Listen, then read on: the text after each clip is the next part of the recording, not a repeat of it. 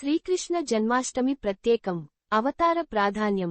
హిందూ సంప్రదాయంలో కృష్ణుడి జన్మ ప్రత్యేకమైనది.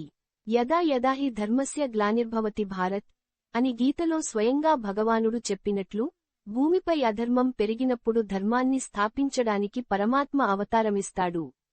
అలా ద్వాపరయుగంలో శ్రీమహావిష్ణువు 8వ అవతారంగా శ్రీకృష్ణుడు వసుదేవుడు, దేవకీ దంపతులకు జన్మించాడు. ఆ సమయంలో భూమి మీద రాక్షసులు, ముఖ్యంగా కంసుడు, ప్రజల మీద అణచివేతలు పెంచాడు. భూమి భరించలేక బ్రహ్మ, దేవతలు కలిసి మహావిష్ణువును ప్రార్థించగా ఆయన భూమికి రక్షకుడిగా శ్రీకృష్ణుడిని అవతరింపజేశాడు. కంసుని క్రూరత్వం. మధురలో యాదవ వంశానికి చెందిన ఉగ్రసేనుడు రాజు.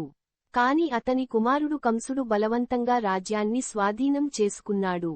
దేవకి, వసుదేవుల వివాహ సమయంలో ఆకాశవాణి వినిపించింది, దేవకీకి పుట్టే 8వ సంతానం నిన్ను సంహరిస్తాడు అని. దాంతో కంసుడు భయపడి, దేవకీని బంధించాడు.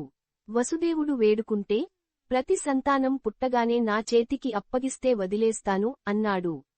అలా మొదటి 6 పిల్లలను కంసుడు చంపేశాడు. 7వ గర్భం విష్ణు మాయచేత రోహిణి గర్భంలోకి మారి బలరాముడు పుట్టాడు. 8వది శ్రీకృష్ణుడే. శ్రీకృష్ణుని జననం. అశ్వయుజ కృష్ణ అష్టమి రాత్రి, రోహిణి నక్షత్రంలో, గోకుల నాట్యమధ్యలో కృష్ణుడు జన్మించాడు. ఆ రాత్రి జైలు ద్వారాలు తలుపులు తానే తెరుచుకున్నాయి. గంగానది ప్రవాహం ఆగిపోయింది. వసుదేవుడు బిడ్డను తీసుకుని యమునా నదిని దాటి, గోకులానికి చేరాడు. అక్కడ నందుడు, యశోదకు ఆ సమయంలో కూతురు పుట్టింది. వసుదేవుడు ఆ శిశువును తీసుకొని, కృష్ణుడిని అక్కడ వదిలేశాడు. కంసుడు ఆ బాలికను చంపడానికి ప్రయత్నించగా, ఆమె దుర్గాదేవిగా ప్రత్యక్షమై, నీ మరణానికి కారణమైనవాడు ఎక్కడో ఉన్నాడు అని హెచ్చరించి అదృశ్యమైంది.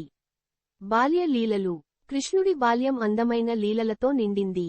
గోకులంలో ఆయన చేసిన ప్రతి పనికి భక్తులు లీలా అని పిలుస్తారు. పాలముద్ద, వెన్నచోరీ.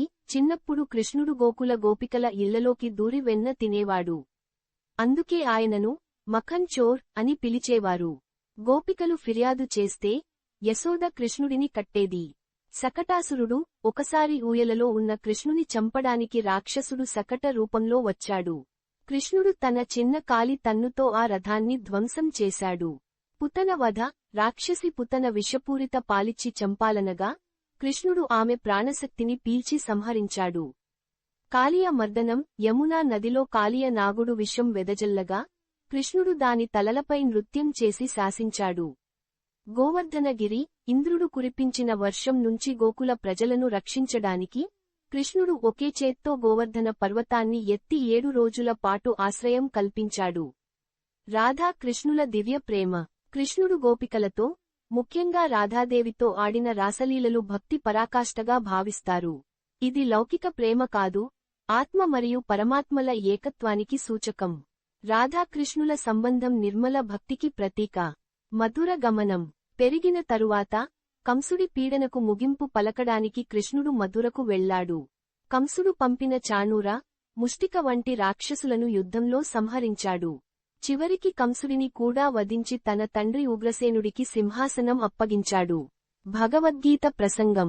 కురుక్షేత్ర యుద్ధంలో అర్జునుడికి సారథిగా నిలిచిన కృష్ణుడు, భగవద్గీత రూపంలో మానవజాతికి శాశ్వత మార్గదర్శకత్వం ఇచ్చాడు. గీతలో కర్మ, భక్తి, జ్ఞానం, యోగం వంటి మార్గాలను వివరించాడు. జన్మాష్టమి ఉత్సవం. ప్రతి సంవత్సరం భాద్రపద మాసంలో కృష్ణాష్టమి జరుపుకుంటారు. ఈ రోజు భక్తులు ఉపవాసం ఉంటారు. రాత్రి 12 గంటలకు కృష్ణుని జయజయధ్వానాలు చేస్తారు. దేవాలయాల్లో, ఇళ్లలో ఉయ్యాల కృష్ణుడు ఊరేగింపు చేస్తారు. దహికల్ల ఉత్సవం, ముయలల ఆటలు, భక్తి గీతాలు నిర్వహిస్తారు. చిన్న పిల్లలు కృష్ణ వేషధారణలో కనిపిస్తారు. ఆధ్యాత్మిక సందేశం. కృష్ణాష్టమి ఉత్సవం మనకు కేవలం ఆనందం కోసం కాదు, ఒక ఆధ్యాత్మిక జ్ఞాపకం. కృష్ణుడి జీవితం మనకు ఈ విషయాలు నేర్పుతుంది. ధర్మ రక్షణ. ఎంత కష్టాలొచ్చినా సత్యం కోసం నిలబడాలి. భక్తి శక్తి. పరమాత్మపై అచంచల విశ్వాసం కలిగితే రక్షణ ఖాయం. సమాన భావన. కృష్ణుడు గోపికలతో, రాజులతో, పాండవులతో ఒకేలా వ్యవహరించాడు. ఆనందమయ జీవితం. భగవంతుని స్మరించుకుంటూ జీవించడమే పరమానందం. ముగింపు. శ్రీకృష్ణుని అవతారము కేవలం ఒక పౌరాణిక సంఘటన కాదు, అది యుగయుగాల పాటు స్ఫూర్తి. కృష్ణాష్టమి రోజున మనం కృష్ణుని లీలలను జ్ఞాపకం చేసుకోవడం ద్వారా మనలోని చెడును జయించి మంచిని పెంచుకోవాలి. జై శ్రీకృష్ణ.